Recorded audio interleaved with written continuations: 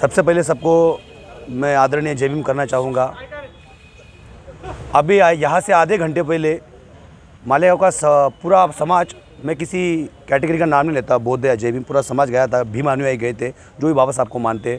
हम एक निवेदन लेके गए थे, जो मालेगांव के बड़े अफसर है पुलिस प्रशासन के, तकबीर सिंह संधू साहब, उनके पास में कि 20 मई 2025 को कोई भी किसी भी गट को, कोई भी ग्रुप को, कोई भी पार्टी का जो भी मेंबर है, कोई भी शहराध्यक्ष है, ज़िला अध्यक्ष है, उसे कोई भी सूचना दी नहीं गई थी कि हम ये पेन निकालने वाले हैं। और वो पेन निकालते वक्त पुलिस प्रशासन ने जो अपनी मैन पावर बोलते, जैसे कि सबसे बड़ी पावर हिंदुस्तान के अंदर होती है प्रेसिडेंट यानी राष्ट्रपति को होती है, जिसको समरी पावर बोलते हैं, ये इतने बड़े नहीं है। पुलिस प्रशासन जो होता है ना, वकील होते हैं, पुलिस होते हैं, हमारे जो चुन के आए हुए मेंबर होते हैं जिसको लोग प्रतिनिधि बोलते हैं। हर एक संविधान में हर एक किसी का एक छोटा छोटा रोल होता है। तो पुलिस अपने आप में हुक्म आज़म नहीं है, वो कोई भी कर सकती है। तो हम उस दिन भी जो स्टूडेंट थे और हम भी थे उनमें, हमारे मित्र वकील एडवोकेट आकाश सुरवड़े वो भी थे। तो हम यही सवाल पूछना चाहते थे कि हम बाबा साहब को मानते हैं, बाबा साहब के संविधान को मानते हैं। अगर आपके पास लॉ एंड ऑर्डर है या ऊपर से कोई ऑर्डर है, ये पेन इनलीगल है, आप हमें बताइए, हम चले जाएंगे। पुलिस प्रशासन के खिलाफ नारे लगाने की हमें कोई भी मतलब खुशी नहीं मिलती है। हम तो इज्जत करते हैं और हमने उनको कहा कि आप सिर्फ हमें ऑर्डर दिखाइए, हम चले जाएंगे। तो अभी जो संधू साहब कह रहे थे कि मुझे बताइए मेरे भाइयों के स्टूडेंट के ऊपर कितने गुने दाखिल होने चाहिए। कोई लिखा हुआ है क्या संविधान में स्टूडेंट के ऊपर एक ही गुना दाखिल होना चाहिए या 10 ही होना चाहिए? अब मैं उनको कहना चाहूँगा, साहब भी हमारे पंजाब से आते हैं, सिर्फ 23 साल की उम्र में हमारे हिंदुस्तान के लिए शहीद आज़म भगत सिंह ने, वो एक स्टूडेंट ही थे, उन्होंने देश के लिए अपनी जान दे दी है। हमारे साहब को ये नहीं पता, जब कोई अन्याय होता है, अन्याय के खिलाफ आवाज़ उठाने वाले को क्या लिखा है क्या कि वो 30+ ही होना चाहिए, 40+ ही होना चाहिए, स्टूडेंट नहीं होना चाहिए? अरे स्टूडेंट को तो उतना ज़्यादा मालूमात होती है, क्योंकि वो स्टूडेंट होता है, वो पढ़ा लिखा होता है।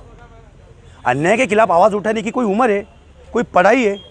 साहब कह रहे थे कि स्टूडेंट का काम क्या है, पढ़ना, पढ़ेंगे वो, लेकिन अगर अन्याय होगा, अन्याय के खिलाफ, अगर जुल्म के खिलाफ आवाज़ नहीं उठाएंगे तो वो कहाँ के स्टूडेंट है?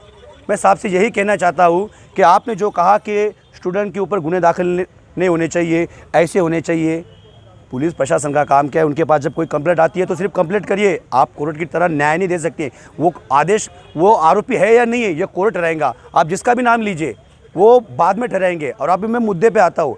अगर हमारे उस दिन के ऊपर हमारे जो स्टूडेंट थे, जो भाई थे, जिनके ऊपर गुने दाखिल किए गए, हमें ज़्यादा कायदे के बीच में मत लाने की कोशिश करिए, क्योंकि हमारे भाइयों ने वीडियो शूटिंग निकाली है। पुलिस प्रशासन ने उस वक्त जब पेन निकाल रहे थे, ना ही उन्होंने जूते निकाले थे, और जो सोनार था जिसने पेन निकाला था उसने भी जूते नहीं निकाले थे। हमने ये सब होने के बाद भी अगर हमारा स्टूडेंट सिर्फ यही पूछ रहा है आप क्यों निकाल रहे, क्या जुल्म के खिलाफ आवाज़ उठाना गलत है क्या?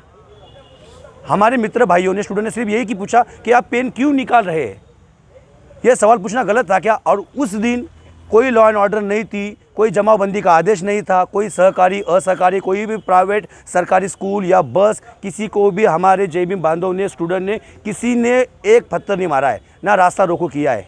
2-3 लोग थे, वो बोल रहे थे कि हमें पेन लगा दो, रो रहे थे। मैं खुद पवन जादव, उस दिन मैंने नारा लगाया था, पुलिस प्रशासनाचा विजय असो। अगर हम आपके नारे लगा रहे कि आपने पेन लगाया और आप हमारे भाइयों के ऊपर गुने दाखिल कर रहे, तो इसको तो मैं यही कहूँगा, ये सीधा हुकुमशाही है। और ऐसी हुकुमशाही का मैं, मेरा समाज और पूरे मालेगांव की तरफ से, पूरे जात, पूरे धर्म की तरफ से मैं निषेध करता हूँ। जय भीम, जय भीम। पूछो तुम क्या बोलो? वो जो पेन निकाली गई थी तो क्या वजह थी उसकी निकालने की? पेन निकाली जो गई थी, आगे अभी अगर एक समाज की दृष्टिकोण से देखें तो बाबा साहेब हमारे लिए एक भगवान से भी बढ़कर भगवान है। एक जाति मर्यादा पुरता बाबा साहेब नहीं है। बाबा साहब आज भारत के संविधान के रचयिता है, और उनका पेन निकालना ये एक दलित समाज के लिए हमारे स्वाभिमान को एक ठेस पहुंची है। और एक ठेस के लिए जब ठेस पहुंची, हमारे देव, हम भगवान मानते हैं बाबा साहब को, और बाबा साहब का पेन अचानक कोई आता और निकाल के लेके चले जाता है बिगर समाज के पूछे या किसी को विश्वास में न लेते हुए। तो जो स्टूडेंट ने, जो कॉलेज के लड़के, उन्होंने देखा कि यार बाबा साहब का पेन गायब है, तो उन लोगों ने आवाज़ उठाई। और आवाज़ उठाना संविधानिक के अंदर सभी को अधिकार दिया है बाबा साहब ने। तो पुलिस प्रशासन ने अन्याय क्यों किया उनके ऊपर? गुना दाखिल करने का। जब उन्होंने मांगनी किया कि भाई पेन वापस लगाओ, उन्होंने पेन डिपार्टमेंट ने बाद में आके लगा दिया और उनको विश्वास में लिया गया कि 22 तारीख को अपन एक सामाजिक मीटिंग लेंगे और उसके अंदर तय करेंगे कि अगला इस कमेटी पेन रखेंगे या नहीं रखेंगे। तो फिर उसके बाद विश्वास में लेने के बाद डिपार्टमेंट ने सब जो लड़के थे कॉलेज के लड़के वो घर चले गए, जिसके उसके पेन लगा दिया गया। और बाद में मीडिया के माध्यम से, खासतौर दिनकर के माध्यम से हमको मालूम पड़ता है कि 60 लड़कों के ऊपर गुना दाखिल किया जाता है। तो लोकशाही है कहाँ? फिर हुकुमशाही मानेंगे ना हम तो। खुलेआम दलितों के ऊपर ये हुकुमशाही का जरिया माना जाएगा फिर। और इसीलिए आज हमने सिंधु साहब को निवेदन दिया है कि जिन 60 लोगों के ऊपर गुना दाखिल किया है आपने, उन 60 लोगों का गुना वापस लीजिए। अन्यथा जब इतिहास गवाह इस चीज़ का कि दलितों के साथ जब जब अन्याय हुआ है तब तब दलित उतना भड़क के उठा है और उसका परिणाम भीमा कोरेगांव से लेके तो आज तक पूरा भारत देखता आया है। तो हमारी विनंती है पुलिस प्रशासन से कि हमें वापस वो रवैये पे मत लाइए। आपने 60 किए, हम पूरे 60,000 रोड पे उतरने के लिए, हमारा छोटा बच्चा भी गुना, बाबा साहब के लिए छोटा बच्चा, झोले का बच्चा भी गुना दाखिल करने को तैयार है। तो हमारा सब्र का इम्तिहान डिपार्टमेंट ने नहीं लेना चाहिए। बस इतनी विनंती करता हूँ। जय भीम, जय संविधान।